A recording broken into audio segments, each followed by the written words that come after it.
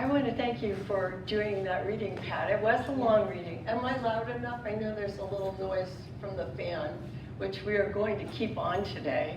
Usually turn it off, but not today. But that's really the thing that is so important that we need to keep reminding ourselves is like, there's nobody in here who has any magic powers for healing, right? We're working with spiritual principles, and we're all students of these principles, and as we grow to learn more and more, we can experience more and more. That's what we do here. And so I'm saying that because anyway, I thought you did a nice job, Pat. I know I just handed it to you this morning and it was long, but today my topic is peace and prosperity, and Reverend Maureen and I thought it would be good to start off September talking about peace, since we have this backdrop of war going on that we keep hearing about, and challenges. And peace and prosperity really should be very easy topics for us religious scientists. And we teach peace and we teach prosperity, and peace or peacefulness is the essence of the feeling that we constantly try to get to through our personal spiritual practices like meditation and affirmation, and the whole idea of looking on the bright side and turning away from the unwanted towards the wanted. Reverend Maureen talked last week about how to have peace of mind, and that getting peace of mind is fundamental. It's a fundamental spiritual practice. It's really important to learn how to find that peace of mind, because on a personal level, when we feel calm and when we feel at peace, it can actually take us into an amazing sensation of feeling almost like life is snapping back into place. It's like when you are able to meditate, when you're able to quiet everything, it's almost like, imagine life as a jigsaw puzzle and suddenly it's all in order. It's put together. You see how things really are. It's not just a jumble of pieces in a box waiting to be solved. I don't know, it's hard to describe. What does it feel like when you feel peaceful? But, I'm just trying to say, it feels good, it feels nice, and it's hard to describe. And I know that every person experiences it slightly differently, but it's almost like when you're at peace, your life and life just kind of comes into focus. When we have peace of mind, we will discover that we also have clarity of mind. And when we have clarity of mind, when we're able to see the world rightly, not distorted, when we see the world clearly, we can become aware that not only is good just possible, but good is the natural state of life. And by life, I mean our personal lives, but I also mean the greater life, the allness in which we live and have our being. So usually when we talk about becoming peaceful, we just say, let's all have peace. This week, I thought, people always say, let's have peace and prosperity, right? Two good things, they kind of go together. So I just thought, well, I'll talk about that. But then I realized, wow, I really struggled with this talk, because we tend to focus on our individual spiritual practice. You know, usually when we come on Sunday, we're talking about our individual experience of prosperity. We have our unexpected income program that everyone is invited to participate in, and that's a program where people are asked to do daily treatment for opening themselves up to allowing new and unexpected sources of prosperity to flow into their lives. It's a great practice. It's a really good way to reinforce for yourself the power of thinking, the power of treatment and prayer and affirmation. But it is an individual practice. I mean, we like to share, so thank you, Reverend Maureen and Robert, for sharing a demonstration or a manifestation that you had. And every week it seems like someone has been able to share some example of unexpected good that came to them. And really, when you get right down to it, peace is a state of inner calm. Infinite Spirit is always at peace. A realization of our oneness with this all good life itself does bring us peace. And when we think about prosperity, it's not just money, right? We need to be clear. Prosperity, and this is right from the glossary of the Science of Mind text. Prosperity is the outpicturing of substance in our affairs. So what is substance? Spiritual substance is everything. And we know and we believe that everything in manifestation, everything in our minds, everything that we are, is spirit. Substance is what happens when spirit creates through becoming what it creates. And since spirit is infinite, unlimited, eternal, it is always creating and never getting used up at all. So everything material or experienced is the result of this consciousness, which we often call thought, taking form. So the manifest universe is the outward form of the thought of spirit.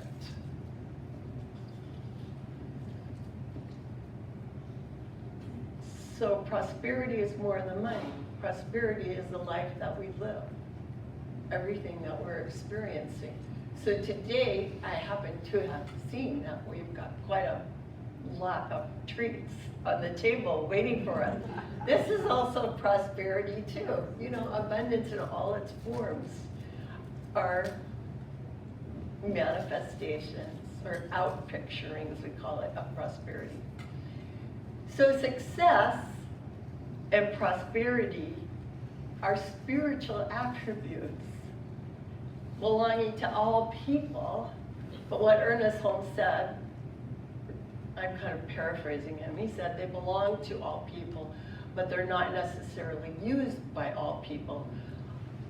But when we're in a state of peacefulness, we're also, or we are able to cultivate our ability to tap into these spiritual attributes of success and prosperity. So that's why peace and prosperity do go hand in hand.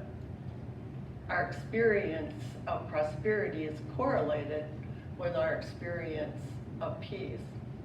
So when we say, change your thinking and change your life, we're essentially saying the very same thing that Jesus must have meant when he said, it is done unto you as you believe. And I do want to be clear that success and prosperity are just two of your many spiritual attributes. You know, when we light the candles every week, we're naming some of these other spiritual attributes also.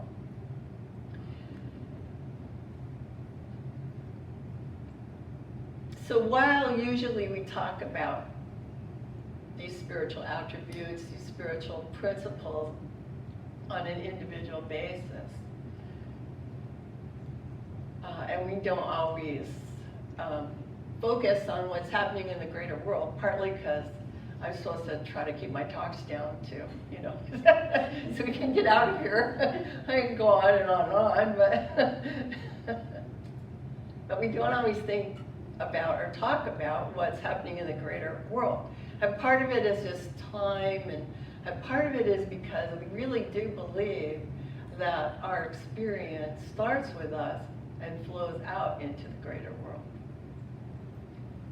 And that when we become self-aware, that flowing out, that being able to cultivate a sense of peace and allowing that to flow out becomes much stronger than our experience that we all have, because we're all interconnected, of what we read in the news or what we see on TV, or, you know, the kind of annoying person who is tailgating us on the freeway. I mean, there's lots of different kinds of discord, right? It's not just nationwide discord. There's just little bits of discord too. But when we're centered in peace, somehow we're just in the flow, and these things don't bother us, and we don't personally experience them that much. So I really do believe that in the end, it is our individual thoughts that we have to work with. But at the same time, we also need to constantly remember that we are very connected with each other. You know, right here in this room, we have people who are working on projects in India. So Dr. Lori, Reverend Dr. Lori is here, and she's been doing, what are you up to now? 75? Over 100. Over 100 water wells in India. I would give you the unexpected income, but it's not, doesn't go to my bank account. Yeah, it's not, right? No, it's to the world. It's like, you know, and other people too are connected with other things in the world and helping. So I really connect in a very big picture, and our own center also gave towards those wells. And I know a lot of you have traveled different parts of the world. You have friends all over. You had experiences and are going to have more experiences with other people. And so we're not, I mean, religious science, when I think of religious science, I don't really think of us as being one of what you would call the peace churches, like Quakers or Mennonites. I would say we fall in the category of a healing church. So we're very focused on healing, and like Pat said, not like just because I'm a minister, I'm a better healer than someone else who's not, because these are just spiritual practices and we learn to use them. But we're very connected. So one way to think about it is to imagine that the spiritual universe is like a great ocean. Although, of course, it's like infinite. The ocean's not infinite, really. But you can think of each person as being like a drop of water. Each person has the attributes of the ocean, but they're not the whole ocean. Each drop of water is still salt water, just like the ocean. It has whatever chemicals or salt, whatever that the ocean has, but it's just not the whole ocean. And yet, it is the drops of water swirling around that create the waves, the currents, according to natural laws. Right? Now, our lives also unfold according to natural laws, but unlike drops of water, we actually have the gifts of self-awareness, and we actually have the gift of freedom of thought. So being free, we're not just swirling around, we're making decisions. And we're not just making them alone. That's where our interconnectedness sometimes, you know, it gets a little dicey, like, oh, okay. Because what we don't want to do is just pull away completely from the world, or I don't know, maybe you do. Pull completely away from the world and become so solitary that we're not affected by the rest of the world. It doesn't really work. We stay connected. And so what we do is we live, you could think of it as living with 1 foot in each realm, the spiritual realm and the physical realm. We just do. And it's very interesting. And I think it's why, and maybe you've experienced this, because, you know, we teach get peace of mind through meditation, blah, blah, blah. But sometimes we also can feel a wonderful sense of peace, an ecstatic sense of peace, when we're able to figure something out or puzzle something out, and we see a solution to something that's been you know, troubling us or that we're really interested in. It makes us feel more awake to what's going on around us. You know, people talk about openness, like it's good to have an open mind. And if you're like me, sometimes you might feel like, yeah, that other person, they need to have an open mind. They're wrong. They ought to see things the way I see them, you know. I mean, even if all of your friends are perfect and wonderfully like-minded, you know that there's always disagreement. But we're all on our own little pathway, aren't we? You know, that's why we can learn to get along. But when we're engaging in that level of criticism, looking at another person and thinking of them as, well, a dummy, or whatever, misguided, whatever nice word we want to put on it. That kind of feeling awake, that kind of, you know, I'll call it fake problem solving, doesn't bring you to a feeling of peace. We don't feel peaceful if we're busy thinking about how misguided so-and-so is. But on the other hand, we can't just sit in a chair in a closed-off room and meditate forever with no distractions. So peace is not like a rock. Peace is not like a chair. You can't just walk over to it and sit on it. I like to think that peace is a little bit more like a river. You know, peace is not stagnant. Peace is not static. If you just think about, in your mind, if you can remember some time when you stood or sat near a creek or a river, and you just spent a few minutes watching the river go by, didn't you feel peaceful? It's like almost automatic when you see the water flowing. It just engenders a sense of peacefulness. And so, because of that, I was thinking, well, maybe peace is a good metaphor. I mean, water, flowing water in a river is a good metaphor for what peace is like.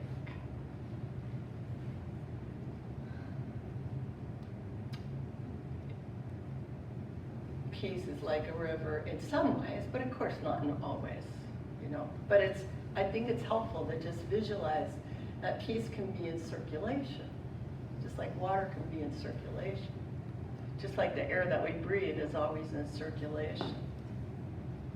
Now we know that a farmer needs water, right? Or a gardener needs water.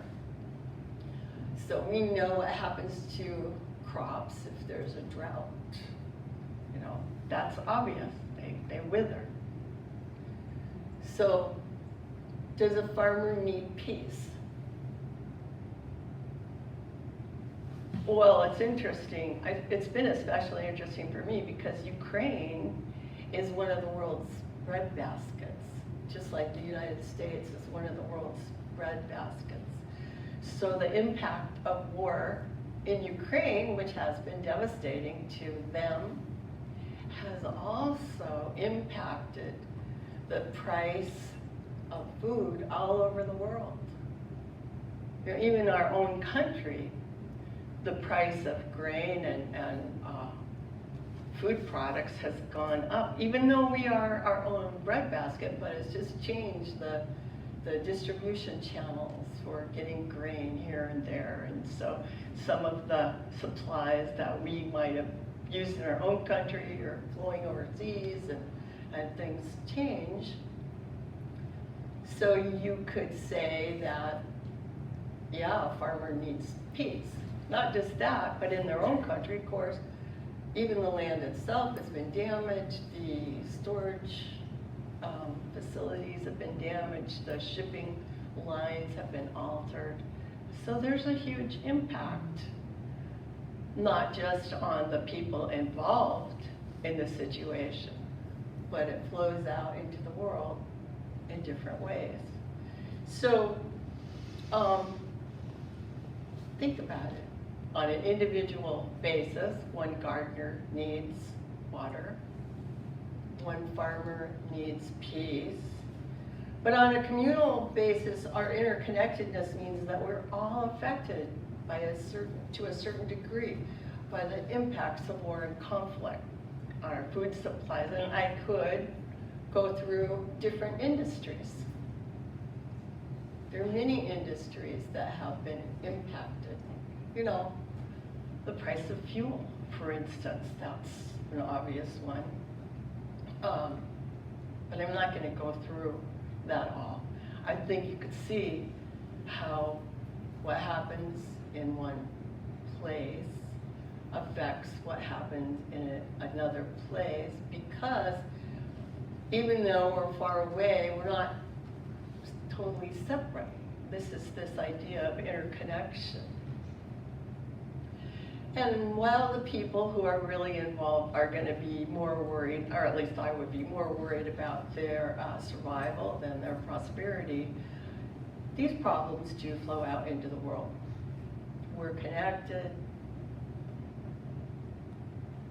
because peace is essential to life.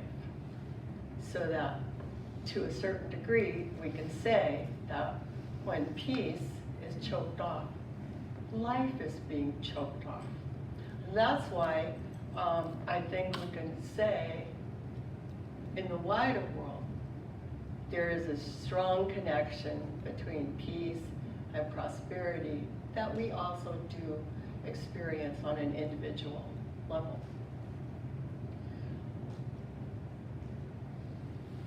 So, you know, back here, right in this room, right, you know, sitting in our own chairs, or me standing up here.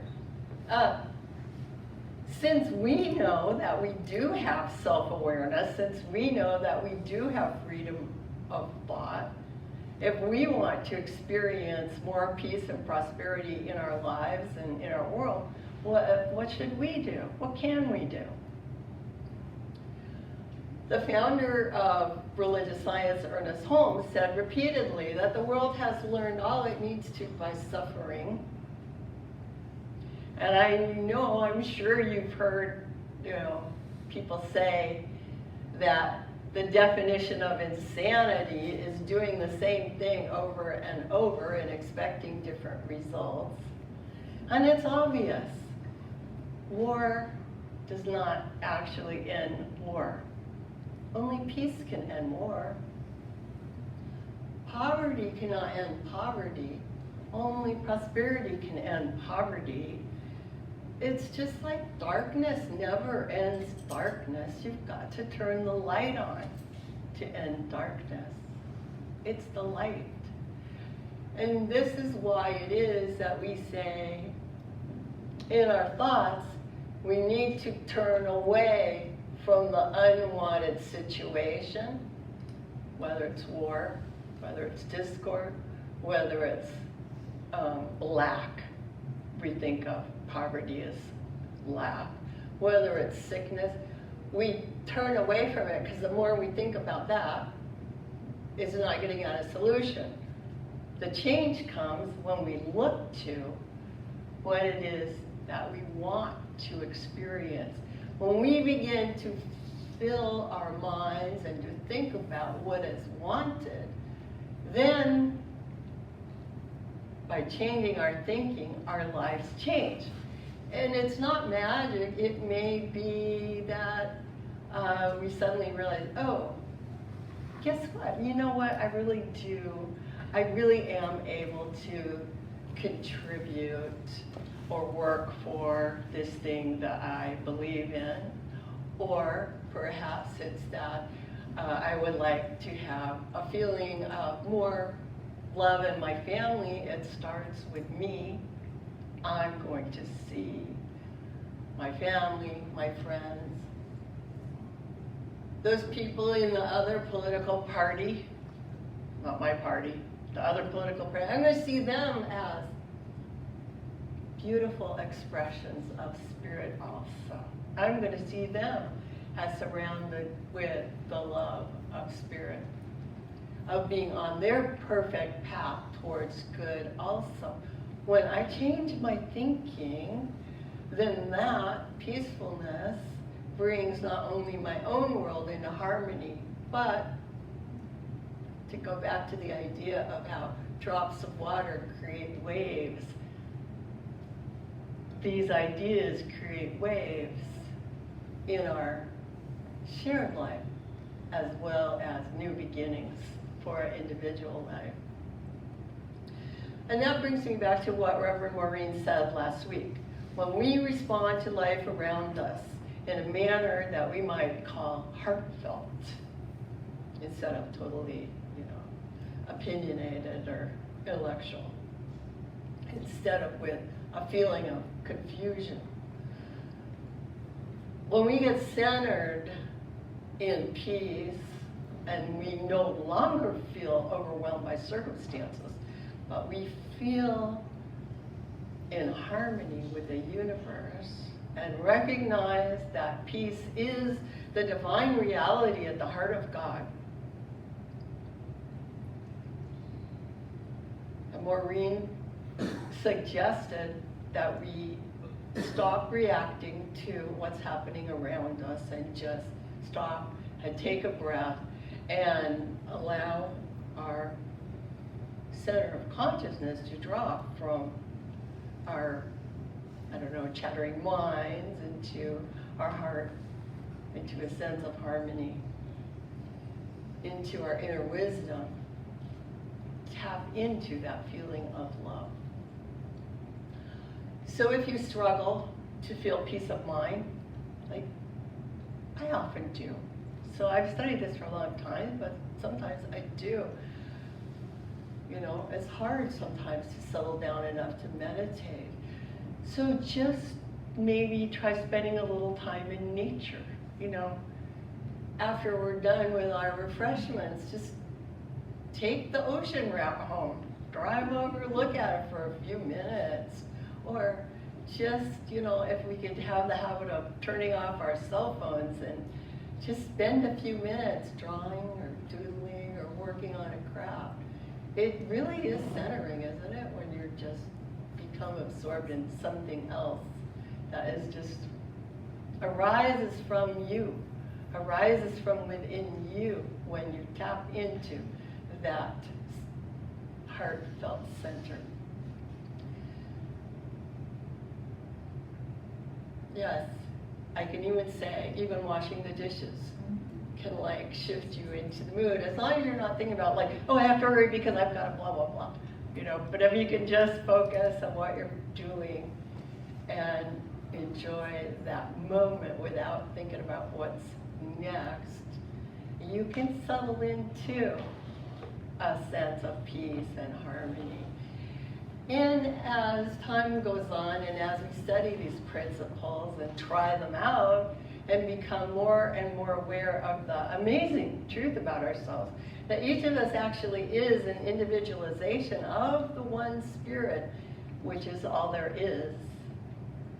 As we do that, we're also able to transcend whatever is happening within us or outside of us and begin to create a new beginning with our new, fresh thoughts.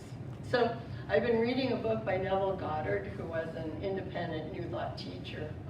He was born a little bit later than Ernest Holmes. He was from Barbados. And he teaches basically the same ideas, although he speaks about it differently. And, you know, we often say things like, well, when we lit the candles, Reverend Maureen invited you to affirm, I am the light, I am the love. We often talk about the I am consciousness. And Neville wrote that this I am means your consciousness. And all we have to do is remind ourselves that no one but you can say that word, I am. Isn't that interesting? We can all say it. We're all connected in this ability, but you can't say I am for me. Only I can say I am for me because it requires our individual consciousness. So Neville wrote that your consciousness, this I am, is the only door through which anything can pass into your world. He said that's what Jesus meant when he said, I am the way. Neville said we need to stop looking for signs, predictions,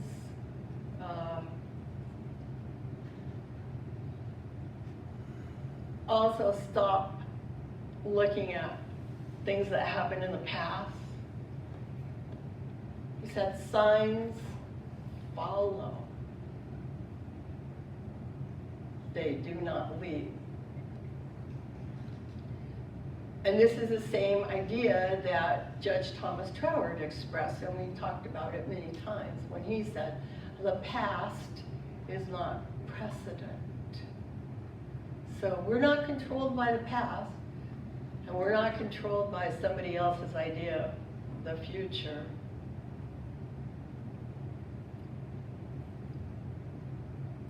We agree with the statement that Jesus said, it is done to you as you believe. And Neville said that based on this, we should stop saying, seeing is believing. You know, seeing is believing, like, I mean, my mom's family came from Missouri, the Show Me State. Seeing is believing. I'll believe it when I see it. Neville said, no.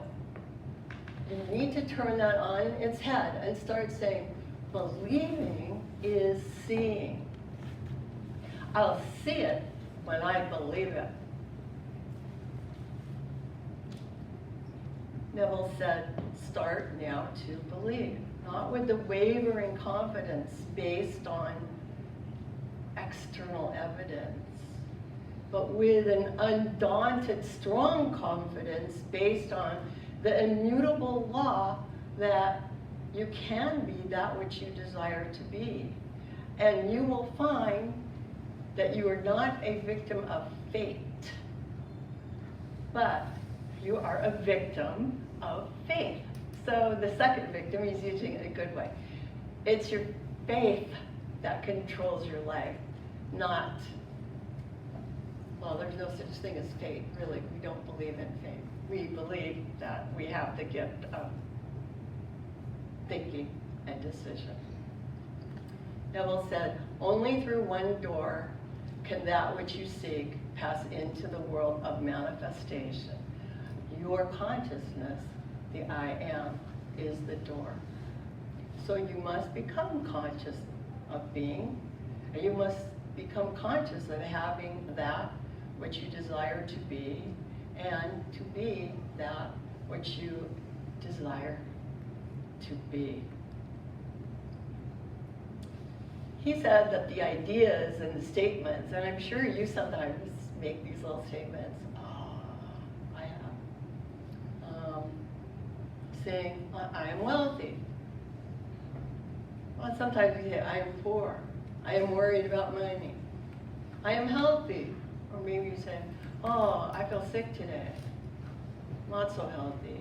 I am free. I feel so confined. I just wish, you know, we all, like, this is like what we call our monkey mind at work, and so we need to slow that down, and that's where spiritual principles can help us get to that center of calm where we can make a definite declaration. And that's what we teach with affirmation and spiritual mind treatment, is that we don't have to just be ruled by our random thoughts. We can have declarations,